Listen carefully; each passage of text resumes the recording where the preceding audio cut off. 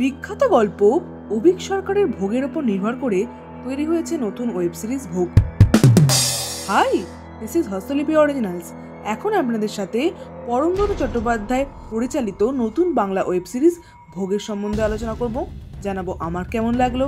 এরকমই বাংলায় সমস্ত সিরিজ এবং সিনেমা সংক্রান্ত আলোচনা শুনতে এবং রিভিউ পেতে আমাদের এই চ্যানেলটা ফলো করে রাখুন এবং নোটিফিকেশন বেলের ওপর ক্লিক করে অল বাটনের ওপর ক্লিক করে রাখুন, যাতে আমাদের ভিডিও সবার আগে আপনাদের কাছে পৌঁছে যায়।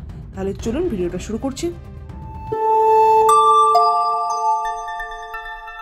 হস্তলিপি originals, the ultimate filmy dose.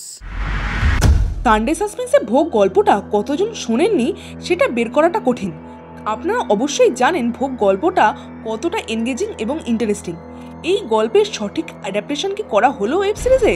এক কথায় যদি জিজ্ঞেস করতে হয় তাহলে বলবো পরমব্রত কিন্তু সেটা করতে ব্যর্থ হয়েছে। সিরিজের গল্প ছোট করে বলতে গেলে বলতে হয়, অতীন অর্থাৎ যে মেন ক্যারেক্টার, সে একটা বাড়িতে মূর্তি নিয়ে আসে। কিছুদিন পর সেই মূর্তি অতীনের থেকে ভোগ চায়। তারপরে কি হয় এই গল্পটা জানতে 6 এপিসোডের এই ওয়েব সিরিজটা আপনাদের হইচইতে গিয়ে দেখে নিতে হবে। এই সিরিজের সবচেয়ে ভালো দিক হলো অনির্বাণের অভিনয়। তার অভিনয় কিন্তু মার্ভেলাস। তার অভিনয়ের জন্যই এই সিরিজটা একবার অন্তত আপনাদের দেখা উচিত। এবং সুভাষিস মুখার্জিরও অভিনয় বেশ ভালো। রজতাভ দত্ত তার নিজের জায়গা থেকে ঠিকঠাক রেখেছেন, কিন্তু পার্নো মিত্রের অভিনয় কিন্তু একদমই প্রশংসার যোগ্য নয়। আর সবচেয়ে বড় কথা হচ্ছে এই সিরিজের বিল্ড আপটা ঠিক করে করা হয়নি।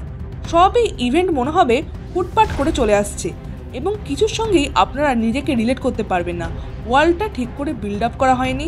সব মিলিয়ে এই ওয়েব সিরিজটা আমার কিন্তু খুব একটা জমেনি।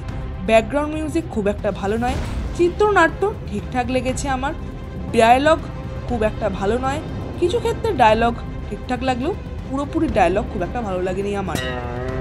সিরিজের সবচেয়ে বড় ড্রব্যাক হলো আপনারা এই সিরিজটা দেখে কিন্তু ভয় মোটেই পাবেন না। গায়ে কাঁটা দেওয়ার মতো মোমেন্ট নেই বললেই চলে। অনির্বাণের কিছু পারফরমেন্স দেখে আপনাদের গায়ে কাঁটা দেবে, ওটাই যা আছে। 6 নম্বর এপিসোডটা খুবই বাজেভাবে ডিজাইন করা হয়েছে।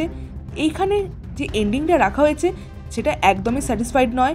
মেকআপের কাজ খুবই খারাপ, দেখে হাসি পাচ্ছে। এবং তিব্বতের একটা পোর্শন সিরিজে আছে যেটা খুবই বাজেভাবে ডিজাইন করা হয়েছে। সব মিলিয়ে এই সিরিজটা আমার একদমই পোষায়নি। পরমব্রত কিন্তু ভোগের অ্যাডাপ্টেশন করতে ব্যর্থ হয়েছেন আমার মতে।